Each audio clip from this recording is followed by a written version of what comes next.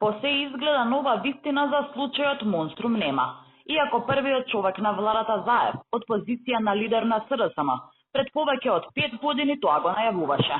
На завршните зборови на случајот за грозоморното убиство кај Смилковското езеро, обвинителката Фатиме Фатаи побара обвинетите да бидат осудени и нагласи дека не треба да биде дадена пониска пресуда од доживотна.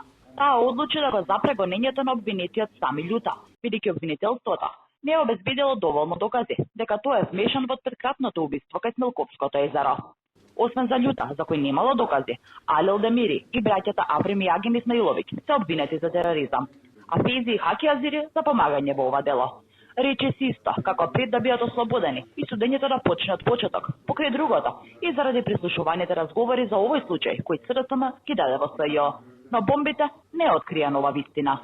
Со оглед да во неколку наврати лицето Зоран Заев, од позиција на тогашен лидер на опозицијата во македонскиот политички блок, јавно изјавуваше дека поседува прислушкувани разговори кои би ја откриле вистината за предметот Монструм, а имајќи ги предвид изјавите и на законските застапници во поглед на контактите кои ги имале со него, истиот беше повикан и сведочеше во овој суд токму на овие околности. Но потенцирам, ниту материјалите доставени од негова страна, ниту пак неговиот исказ ја смени фактичката состојба од претходно. А Заев ветуваше разговори, чија содржина ќе дала многу одговори за случајот Монструм. Не ја знаат вистината. Ни оние кои што се наводно виновни за овој процес, за убиствата, велам наводно заради тоа што јас не верувам дека е така. И тие не веруваат и ја барат вистината, трагат по неја. И оние кои што ги изгубија животите, односно сега нивните семејства, не веруваат дека тоа е така, како што е представено во јавноста.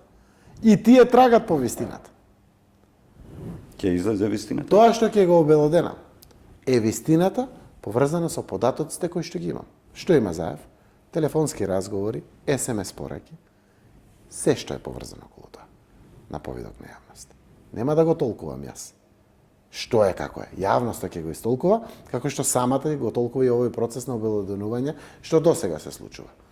Таа вистина ќе даде одговори на многу прашања. Може нема да ги даде сите можни очекувања на било кој од граѓаните заинтересирани за вистината на овој процес, но ќе даде огромен процент на одговори и ќе расчисти облаци поприлично кои што се уште надвиснуваат над овој процес. Во завршните зборови за случајот Монструм, обвинителката Фатаи ги побиваше и теориите кои се појавуваа во јавноста. Па така зборуваше дека не се точни наводите, дека возилото Опел Омега е на полицијата и било подметнато како доказ, дека убиствата биле извршени на друго место, дека загрозениот сведок е наместен, како и дека Трајко Велјановски има некаква поврзаност со случајот, бидејќи наводно неговите деца се познавале со жртвите. Во преткратното убиство на 12 април 2012 година беа убиени момчињата Кире Тричковски, Филип Славковски, Цветанчо Ацковски, Александар Накевски и рибарот Борче Стефановски. А во претходна поставка за случајот на доживотен затвор беа осудени сите 6 обвинети. Врховниот суд во декември 2017 година ги укина пресудите и ги ослободи од притвор осудените. По укинувањето на пресудите, случајот Монструм го превзеде СЈО и предметот беше вратен на повторно судење кое сега влезе во завршна фаза.